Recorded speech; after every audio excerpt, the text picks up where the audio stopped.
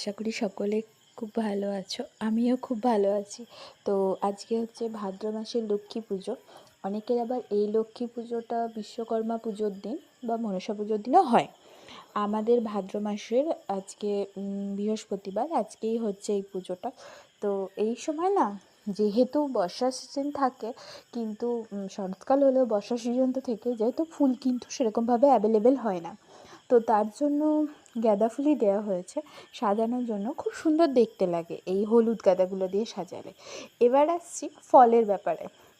আমরা বৈশাখ জ্যৈষ্ঠ মাসে যেমন আমরা প্রচুর ফল পাই, আম, কাঁঠাল, লিচু এগুলো থাকে, এখন কিন্তু অতটাও ফল অ্যাভেলেবেল থাকে না। কিন্তু এই পুজোতে বাতাবি লেবু দেয়া হয় আমাদের প্রত্যেক বাড়ি, এটা নাকি নিয়ম, দিতে হয়। আর আতাও দেখতে পাবে, বা কাস্টার্ড আপেল যেটাকে তোমরা বলো।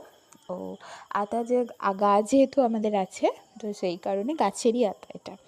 আর ভোগের জায়গাটাও আমি তোমাদের দেখাচ্ছি, কিন্তু আনফর্চুনেটলি ভোগটা যে দেওয়া হয়েছে তারপরেই ক্লিপ, কিন্তু এগুলো না, এগুলো হচ্ছে আগের ক্লিপ।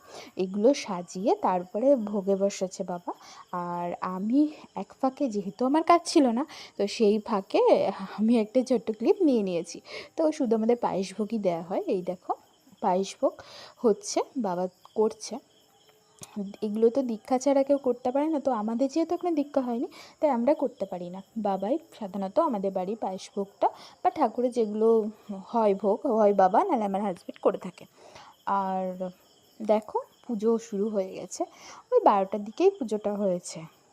তো খুব ভালোভাবেই পুজো হয়েছে। আর পুজো হলে না মনটাও একটু শান্তি মনে হয়। কিন্তু আচমকা বৃষ্টি চলে এসছে। আর এই সময় তো মেঘ বৃষ্টি আড়ালে এরকম তো ওয়েদার হয়েই থাকে। তো বৃষ্টির জন্য অন্য কিছু সমস্যা না, আলপনাগুলো জাস্ট একটু ধুয়ে গেছে উঠোনের দিকে, তো এটাই একটু মন খারাপের একরাশ মন খারাপ, এক্সট্রা অন্য কিছু না। তো এইভাবেই দিনটা ছিল আমার। আর হ্যাঁ, একটা কথা আমি তোমাদের বলতে ভুলে গেছি, ভোগটা সাজানোর পর কিন্তু আমি কোনো ভিডিও ক্লিপ তুলিনি। ওই দেখো, দেখতে পাচ্ছ ওইদিকে ছোট্ট হাঁড়িতে, ওইগুলোতে কিন্তু ভোগটা সাজানো হয়েছে।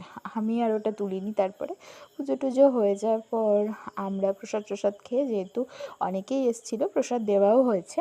আর এইভাবেই দিনটা কেটে গেছে। বিকেলের দিকে আবার আকাশটা খুব পরিষ্কার ছিল। তো থ্যাংক ইউ ফর ওয়াচিং।